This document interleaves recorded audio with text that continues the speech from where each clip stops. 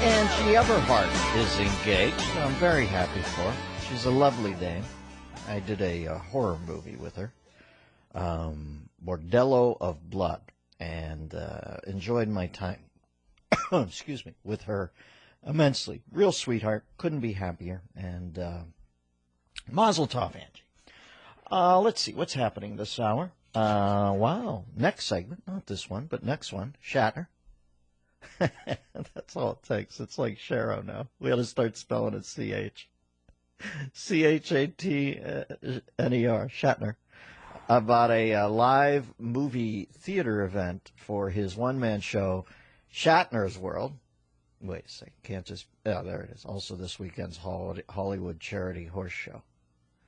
I would like to see Shatner in a tux with a cigarette doing Equus. I feel like if the paycheck is right, you will see that one day. First night, right there. Dana Carvey and I in Washington, D.C. on July 12th and Hollywood, Florida, July 13th. For more information, go to DennisMillerRadio.com. Click on Dennis Live. We're taking phone calls. There's Daniel in Santa Maria. Hey, Daniel, how are you?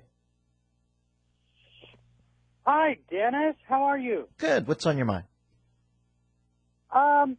I've been hearing you've had a little bit of the blahs, and I hear you cheer up when you talk about classic movies, and I was just going to recommend sometime spend an hour segment talking about classic movies, and you can relate them to politics as you like. Well, listen, Daniel, you need not worry about me having the blahs anymore, because I talked to Jonathan Hoenig today. He's the sharpest fiscal guy I know, and he told me the place is going great guns. I've adjusted my behavior accordingly, and you'll hear nothing but happiness. Thank you, Mr. President, for leading us back from Bush. Things are great, and I'll be great from here on in. But I like that idea, too, of a classic movie hour. Christian, why don't we do that sometime? Thanks, Dan. Christian? Yeah. Why don't we do that classic movie hour? Talk about classic movies for an hour. That was his suggestion. You want to do that? I feel like we do that every day, but yeah, absolutely. Maybe for an hour.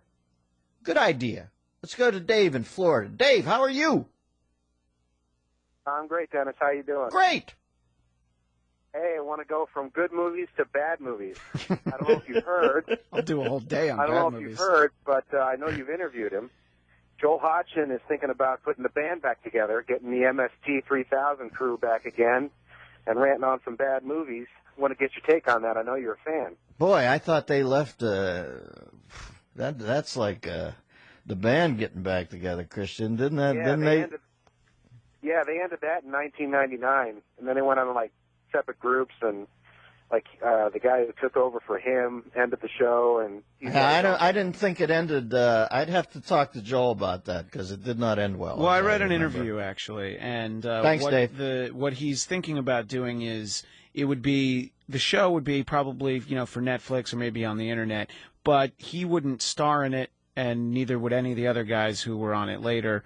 It would be new characters, but the same format. And then, Joel and Mike and the other guys would probably, have cameos occasionally. That was Joel's thing, though, right? It was Joel's thing, and he had a problem with the producer that but that was Joel's idea. Yes, Joel's idea, and he left the show that he created because he had a problem with a specific producer. Sorry, my wife's here. What, honey? I'm not cranky today. I'm just no win here. All righty, Mystery Science Theater 3000. They should do that live, shouldn't they? Yeah, Joel and a few of the other guys. That's basically the difference. Mike and the later cast, they would do the sort of the movie theater events and internet stuff, and Joel would do a stage show with some of the other cast members. So there's sort of very similar continuation of the brand, but it's a little different. Well, they should find guys who can talk about movies live. I'd like to see that live. Make up jokes in the moment about great movies. And but I do. If Joel wants to bring it back, Joel should be able to bring it back because Joel birthed the blues, as they say. All right, William Shatner after the break on the Dennis Miller Show. I have to tell Bill Shatner that it is, turn that down, it is Herb Alpert Bumper Music Wednesday, because I don't think any man wants to be introduced with that first sound. It's just we have a theme on Wednesdays, Bill, and today's theme is Herb Alpert, so don't read anything into the music. Well, I don't mind the trumpets, but there's no timpanis. There you go. Well, it's not a telethon. We'll leave that to Chad Everett in the 3 a.m. hour with the timpani.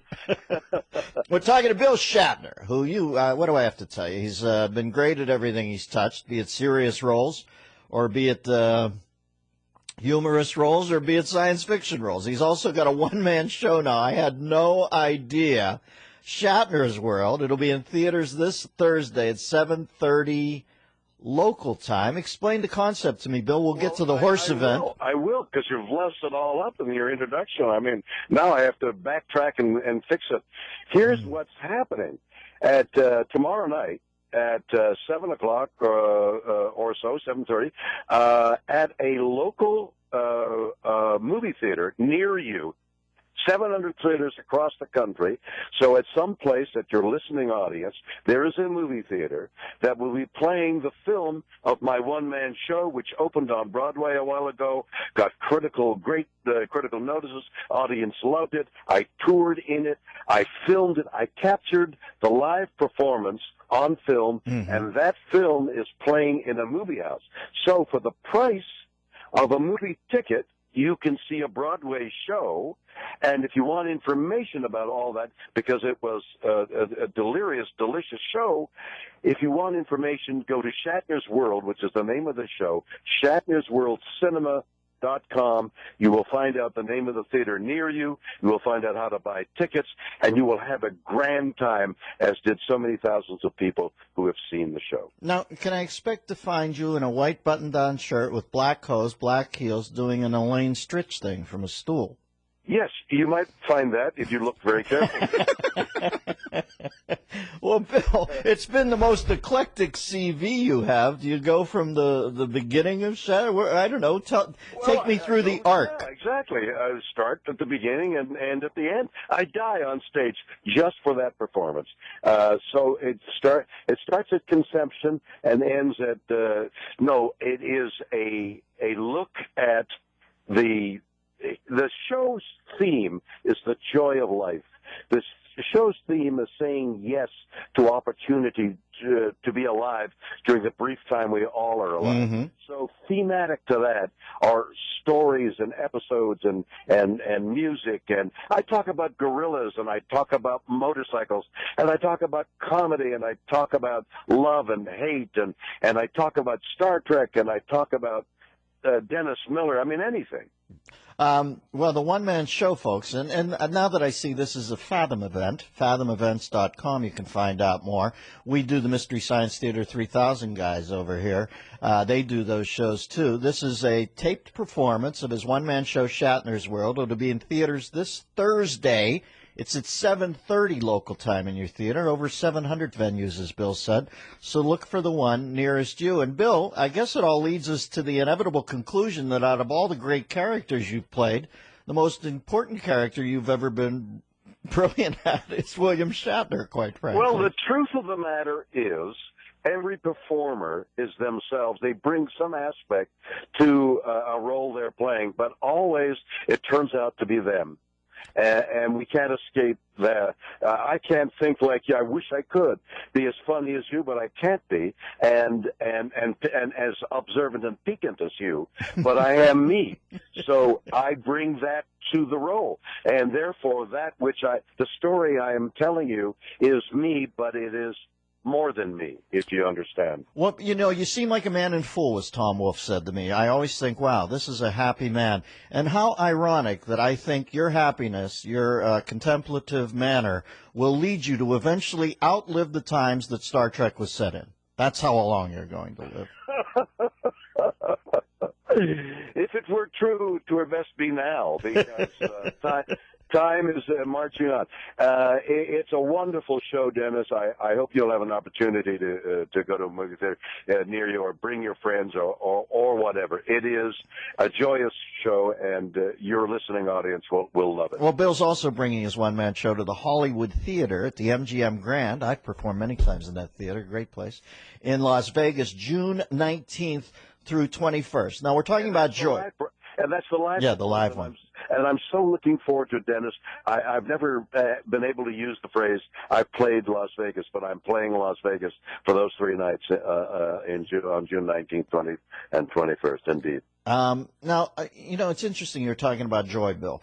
Because I saw the most fascinating thing, and this reminded me of you because of the great joy you derive from the equine community, about these children who are completely stuck inside themselves in autism syndrome, who go and are with horses, and it just opens them up. And I thought, my God, that's why you get such great joy off it. Tell me about your... How ironic it is for you to bring that up, because I'm speaking to you from the Los Angeles Equestrian Center, where the Priceline.com Hollywood Charity Horse Show, sponsored by Wells Fargo, is taking place. And when I put this phone down, I'm going to get into the saddle on a horse and go and compete in the horse show today, and I will be competing Saturday and Sunday. Winona Judd is coming in to sing for us at the party Saturday evening, and the whole Hollywood Charity Horse Show is every dollar that's given to us goes to these remarkable children's charities, and many of them are this riding therapeutic program to which you referred. And by the way, Dennis, we're discovering that these therapeutic programs, these riding therapeutic programs, also work extraordinarily, miraculously on veterans coming back with many of the same ills as the kids have. Oh, really, Bill? That's fascinating, too. So they're able to... Boy, what an odd reentry it must be from the horror of the battlefield back here. And the horses, God bless the horses, giving off some vibe to heal all these people, right? Well, that's exactly it. They give off a vibe, both in their bigness, their emotional equanimity, the fact that somebody can get on them who might not be able to walk, and it has the sense of motion, the sense of emotional identification, as they fall in love with the horse. It all works. So you're telling me that the equine community is named the equine community because of their equanimity. That's a good play on words. I wish I had thought of that. Well, I wish I was Kirk. Come on. The grass is always greener on the other planet. There you go, my friend. The 24th annual Priceline.com Hollywood Charity Horse Show, sponsored by Wells Fargo, this Saturday, April 26th, at the Los Angeles Equestrian Center. As Bill said, he's out there now in Burbank, California. For more information, go to horseshow.org. Billy, you got a good heart, baby. Live long and prosper. I hope your audience, thank you. I hope your audience will turn up at the movie houses tomorrow evening at a movie theater near you. All right, my friend. Talk at you down the road. Thank you for talking to me, Dennis. We'll see you soon. All right, Bill. Good guy, man. Yeah. Kirk. I tell you, that's one of my favorite SNL memories, is having a steak dinner with Kirk. I've told this story, but I don't want to get people... well, we do. I haven't told that story. I was going to say, we have a lot of new listeners. I think that's a story worth telling. So Carvey and I and Shatner go out to dinner one night, and we walk out into 30 Rockefeller Center. It's a summer night, and it's just the center of the universe. Jammed. People all over. We're walking with...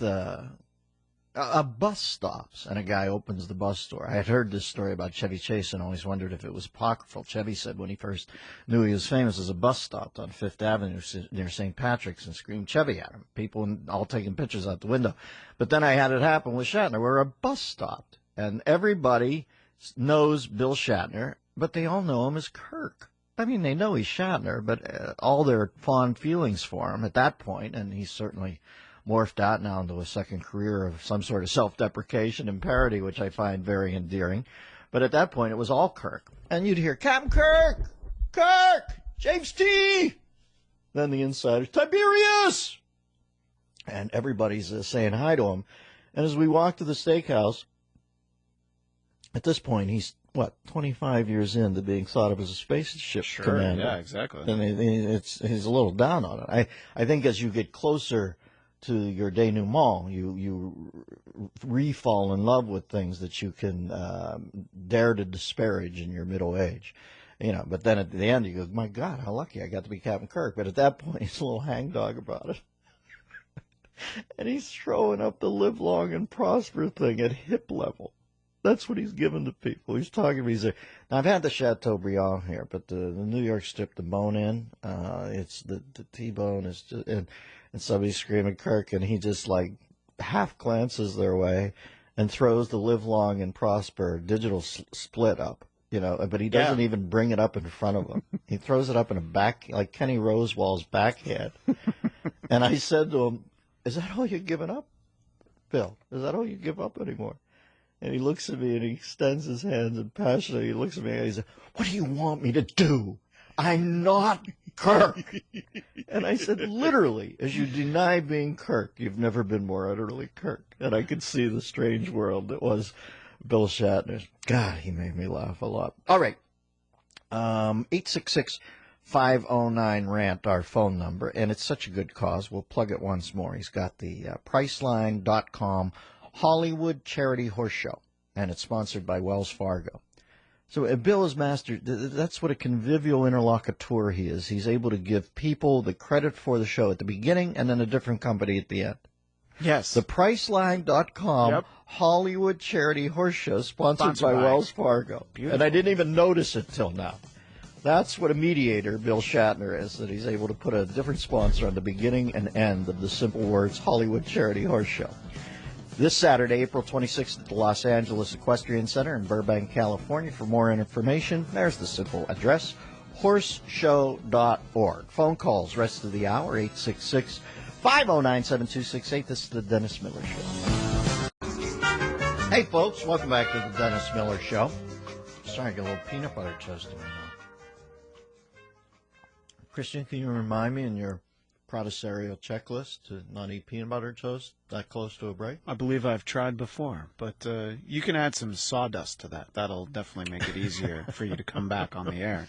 It's Herb Alpert, Bumper Music Wednesday, and we've been enjoying Herb all day and taking phone calls.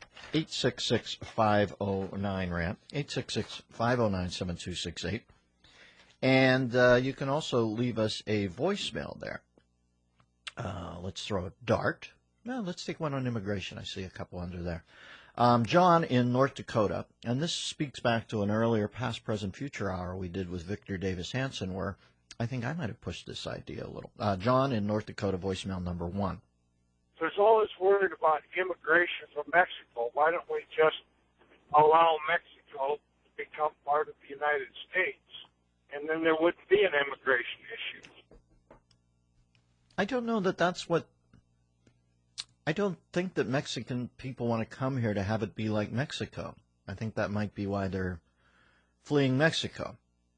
But I don't understand what's up anymore. I live in a time in history where just saying you want to have a border is racist. So something's happened, but I do know that I think it would be fair to say it would be harder for you to go south of the border to Mexico and establish a business and start earning there than it would be to come here.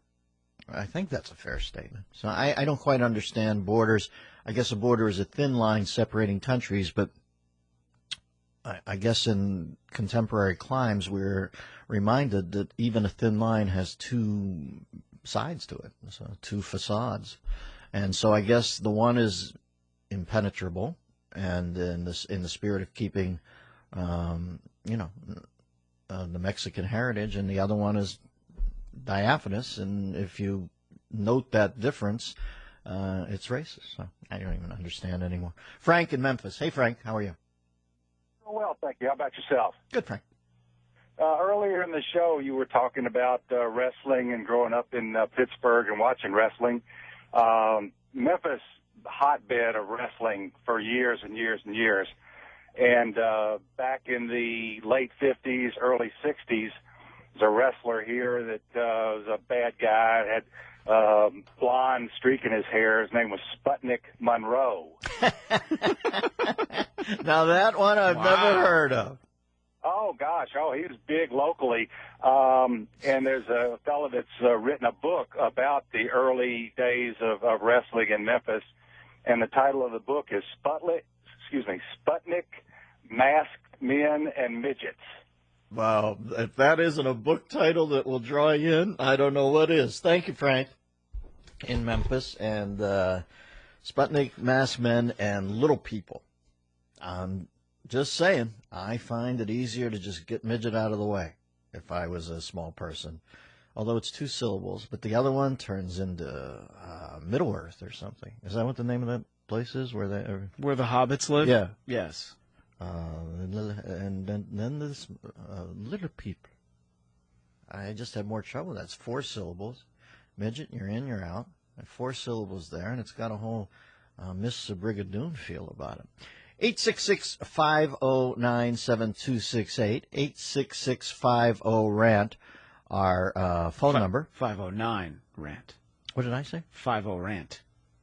Because you were thinking of Darby O'Gill and the little people. And the little people. Postal workers plan protests in 27 states Thursdays after the opening of postal counters in Staples stores that are staffed with Staples employees. And I'm thinking the protesters will be 3 to 4 days late, dressed in torn clothing with noticeable coffee stains. Knee-high black socks. Wow, that's a pretty bold move. Who made that move? I can't believe that the feds would let that happen. They need all union employees on the reservation. So I believe that the post office was privatized some time ago. You're kidding me, Christian. I'm pretty sure, yeah. Jeez. See, these are the downsides of not paying attention anymore. Well, then I'll tell you, there's only been one place that I felt like I was stuck in more of a miasma in my life than a postal office in the mid-'70s. Staples. You ever go in there and try to get somebody to help you? Have you ever seen people? There are people hurting their neck. They have to wear a neck brace, averting your gaze so quickly to ask for help in a Staples. And they quit going to Staples. Start going to a Office Depot. And I'm not saying Office Depot exactly works like clockwork, but at least people aren't diving out the windows to not help you with anything. That's my favorite. Well, I've had that move. I remember that's one of the reasons that I had to move on from the food store I was working at, because I only got a half hour for lunch, which bothered most of us. But then again, I wasn't going to protest. You'd get fired. This when unions, they helped a little, but you'd still get your ass fired. I don't think you can get fired from anything today without them building a case over a year. But I did think to myself, well, geez, the time clock's at the front of the store. I'm at the deli counter, which is in the back of the store. I have to go up to the time clock and punch out and then get back to the deli to eat and then go back up to the front. And literally on the way, walking through a huge supermarket, huge is making my case too much, but big, you were losing around 6 to 7 minutes because all the people would stop you and ask you where things were. Naturally, I do it now. So I made a big sandwich board sign up since we worked in a deli, and I cut some twine from the deli thing that we wrap meat with, and got 2 big pieces of cardboard from a box we weren't using, and in magic marker put, "No, I don't know where it's at," and put it over my shoulders when I would walk up. Needless to say, it did not play well. I can't imagine that went well. With the powers that be. Let's go to the phone lines. It was at that point that I began to see early signs that the deli business might not be for me. Yeah. I think one has to be attentive to signs in your life that maybe you're... Let's go to Suzanne. Susan in Texas. Susan, how are you?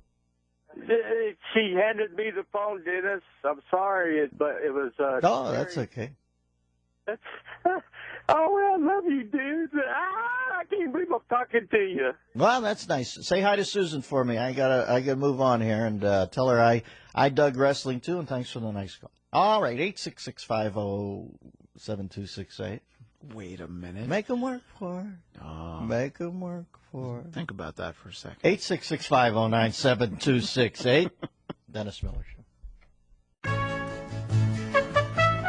Thank you, Herb Albert, for a lovely bumper music Wednesday. On tomorrow's show, our guests will include musician Charlie Daniels and actor Jared Harris from Mad Men. I believe he also, is he Moriarty? He is indeed, Sherlock yes. Holmes? If you miss either of those segments, go to DennisMillerRadio.com to join our premium service, the DMZ, where you can download the show and listen at any time. You can also stream the show using your iPhone with the Dennis Miller Radio app, available free from the iTunes Store. Taking your phone calls at 509-7268. Steve in Chicago, you're first up on the Dennis Miller Show. Hey, Steve, Dennis Miller here. What would you like to talk about today? Hi, Dennis. I just wanted to tell you that I've noticed a similarity between store employees and cockroaches when you turn the light on. It's like every time I come around the corner of a box store like a Staples or something, there might be a few employees there, but they scatter. And if you're lucky, one of them just kind of freezes and you can grab them. But otherwise, they just disappear into the woodwork. All right, Steve. Similarity noted, my friend. Exasperation registered. Yeah, you know there's some stores, and the people don't want to be there. I get that. It's not a great job. I've had those jobs. I kind of played this game myself, but there's a way that you can there's just a way that you can avoid being involved. It always reminds me of when there were 4 guys lifting a sofa to move it into an apartment building, and 3 of the guys lifted, and 1 guy kind of lifted. And I think a lot of people are kind of lifting at work now. And I get it. It's the new way. Escalating tensions in Ukraine. U.S. troops have arrived in Poland for exercises across Eastern Europe. I'm pretty sure the commander-in-chief's not going over to Warsaw, but do you think they risk sending Biden over? Oh, I don't know His, about no that. doubt his big book of Polish jokes that he got for Christmas. You talk about an accident waiting to happen. If I ever hear that headline, I might take a couple days off and fly over just to be on the ground to witness it. Vice President Joe Biden arrived in Poland today. Beautiful. Also earlier today, President Obama opened a 4-country Asia tour aimed at reassuring our allies in the region that the U.S. remains a committed economic, military, and political partner, as long as China says it's okay. And they've given us the green light. Let's go to Jim in Florida. Hey, Jim, how are you? Hey, Dennis. What's happening, brother? Young kid with a dream. What's on your mind? Well, what's on my mind is the stuff going over there in Russia, and I was just wondering what your take was on Obama sending over troops over to Poland, and what your take on Russia saying that if we do any more sanctions or interfere with anything in the Ukraine, that they're gonna do something about it. Nothing's going to happen. I wouldn't worry about it at all. Listen, having troop maneuvers over in Poland in lieu of actually just keeping the missiles there on the outer perimeter is that's not threatening Putin. Putin knows nobody wants to go to what are we going to get in the Wayback Machine with Mr. Peabody and Sherman and go back 60 years and start fighting a conventional on the ground, or 70 years in Europe? No, that's just not going to happen. Nobody expects that to happen. Nobody wants that to happen. I don't care if it's Curtis LeMay. If you brought him back from the dead, he wouldn't want that. I'm just saying you have to put some sort of warning on your visage 6 years ago when you first get in to preclude this happening. We didn't. I don't think they take Obama seriously. And they'll move about at their discretion, and we're not going to do anything, and I'm okay with that. I don't want us to go to war with Russia over the Ukraine. I could care less. I could care less if the Chinese start taking Japanese islands. I could care less if Putin puts the whole USSR back together. Maybe eventually, like I said, if the USSR reinvigorates their brand and goes to war with the preeminent economic power in the world today, China, and they butt heads over some property that they both want, they do each other. That's I think the president, in a way, has wanted to get us off the medal stand. I'm pretty sure we're in bronze at this point, but I don't think we're in the fight between the two big boys at this point. So let men be men, and we're over here. Are we not men? We are Devo. 866-509-7268. Justice Department has begun considering clemency applications for nonviolent federal inmates. There's a lot of stipulations here, who have behaved in prison, no significant criminal history, and have already served more than 10 years behind bars. Those are the criteria. They got to be doing this just to bug Bernie Madoff, right? Probably. But, you know, he's got an MSNBC show waiting for him the second he gets there, or at least a CNBC show. Him and Jimmy Cramer. Oh, yeah. Did you see those two madmen together? Bye. Bernie. Steal. Madoff and Kramer. Let's go to Brad in Orlando. Hey, Brad, how are you? Hey, Dennis. I'm pretty sure you're sick of it, too. Every time you hear Obama saying it's settled law, it's never going to be repealed, he's insulting half the country then because we have a Wow. Uh-oh, they took him on. Yeah. You know what? That guy was speaking one thing, truth to power. And we can't have that in this country. You know we can't. And they abruptly reminded him that it's more like 52 to 48. If it was exactly 50 to 50, sorry, I have to put a fine point on that, but that's the problem. It's not 50-50 anymore. It's not even 50 plus 1. It's around 52-48 are on Obama's side. So what can you say? We live in a civilized society. That wins. 52 is more than 48. I think it's fair to say that. 866-509-7268. It matters more important. Justin Bieber apologized Wednesday to those he offended. He visited, God, this kid's a gaff a minute, isn't he? Anne Frank, thanks for being a believer. Now he visited a Japanese war shrine, which is considered offensive by Chinese and Korean people. Everybody's pissed off. Oh, yeah. Pretty sure that the Beeb is, I guarantee you what the Beeb's going to apologize about is he doesn't want to get on Kim Jong-un's radar. Because there's being a political enemy, and then there's having that Nimrod eyeball you and imagine you in a dark green jumpsuit that would really bring out the sparkle in his eyes. Let's go to Michael in Los Angeles. Hey, Mike, how are you? You're on the Dennis Miller Show. Dennis, I couldn't be better. Here I am following William Shatner. What a pinnacle moment in my life. I'm a great fan of his, and he does leave an appreciable wake. Does Kirk? Well, I live here in Canyon Country in Santa Clarita, and they filmed a lot of the Star Trek out here, and so at the hills out here, the Vasquez Hills, and it's really great. Anyway, I had some thoughts about this guest, Jonathan Hoenig. It really didn't set well with me. I think he's really out of touch with reality, and it doesn't have any bearing on what I'm seeing in the world. And it's frustrating to hear that call. Well, listen, I like John a lot. We were awkward with each other today, but I didn't know when he was teasing and then when he was serious, but that's probably my fault as a host. But I do think if I had to boil that call down, and I'm just telling you the truth, this is my take on it, Jonathan's no longer shorting stocks. He's playing them, the traditional way to win. And that's the only thing I can take away from it, because I have talked to John in the past where he was less optimistic. But I guess I do think it's a valid point to bring up that Bernanke puts $80 billion a month into the marketplace. I do think that's a valid point. He does not think that that's the whole of it. As he said, he believes that it's the people he runs into on a daily basis, the artisans, the person making his coffee, the person, and they're bringing us back. I asked him about the 7% unemployment, which I find the new normal, and I don't remember that ever being the normal. I always thought they said full employment was 4%. I think there's a lot in the 3%, and I also think a lot of part-time jobs and stuff like that. He immediately reminded us that in France or parts of Europe, it's 10%. So there's definitely been a shift in his perspective.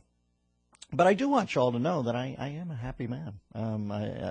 I let this stuff in less than a lot of people. But when you are on the radio 3 hours a day, you have to talk about it once in a while. It's just how you fill the time. But if I wasn't talking on the radio, I would pay probably no attention to it. But I am enamored that John feels it's coming back and that he sees good signs. And like I said, I can adjust my head to the 7% thing if that's the new way. Indeed, parts of me now, it slips my mind for a while. And then I remember, well, if everything's like good, we'd have more employment, but maybe this is what the employment we have right now. maybe freeing yourself from job block is a valid aspiration. I don't know anymore. I'm learning all these rules as I go along. I do know that I respect John immensely, and he's a sweet man, but I was a little surprised at the effervescent nature of his optimism, because I probably talked to him a month ago, and it wasn't so much. So I assume, I'm thinking of calling him and giving him some money to invest. Sounds like he's doing well over there. All right. Well, I'd like to think it's all coming back, and maybe it is. Maybe I'm a half-empty sort of guy. I'll try to keep my antenna up more and see where it's going. But some wise people are telling me that things are coming around. So let's hope. Dennis Miller.